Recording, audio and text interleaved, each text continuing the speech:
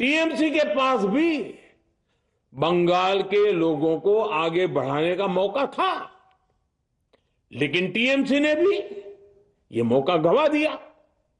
Samajwadi party के पास भी मौका था कि वो महिला विरोधी छवि होने के दाग को कुछ कम कर सके, लेकिन सपा भी इसमें चूक गई।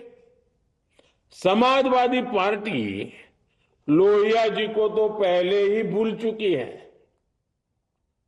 सपा ने नारी शक्ति वंदन संशोधन का विरोध करके लोहिया जी के सारे सपनों को पैरों तले रौंद दिया है।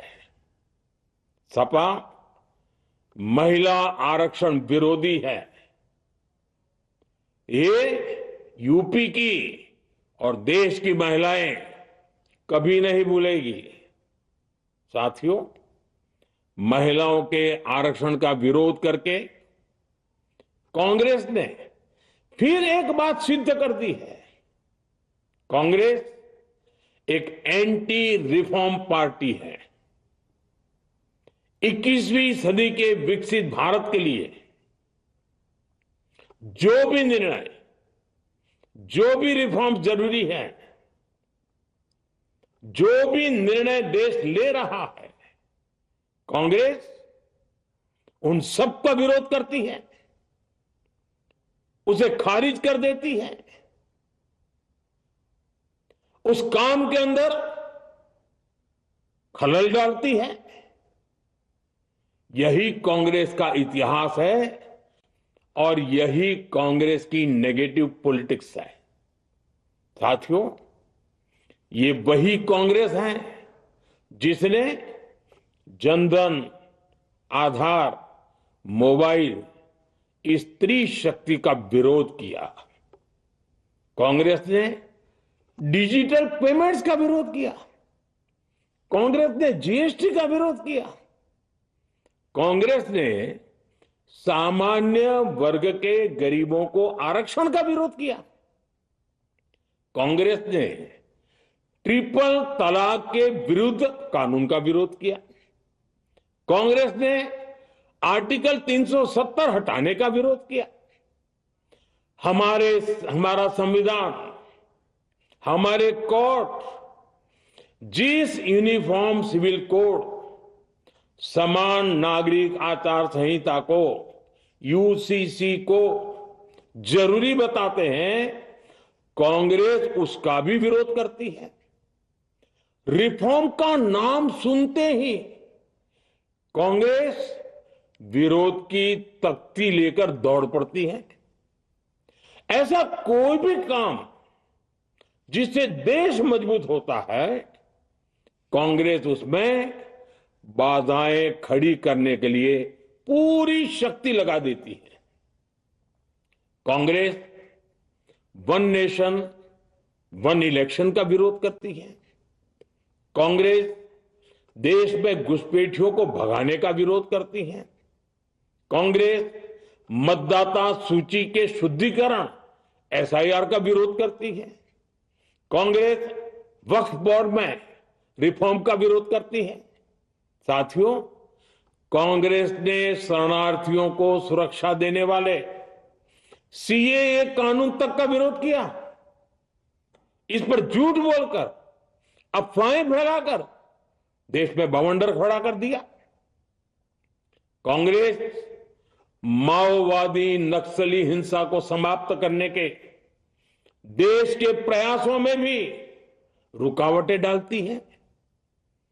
कांग्रेस का एक ही पैटर्न रहा है, कोई भी रिफॉर्म आए तो झूठ बोलो, भ्रम फैलाओ।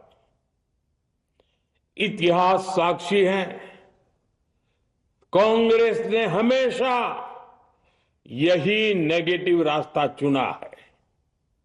साथियों, जो भी कार्य देश के लिए जरूरी फैसला होता है, कांग्रेस इसको कारपेट के नीचे डाल देती है।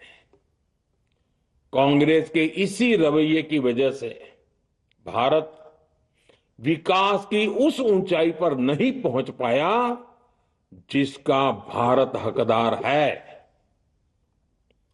आजादी के समय उस दौर में हमारे साथ और भी कई देश आजाद हुए थे।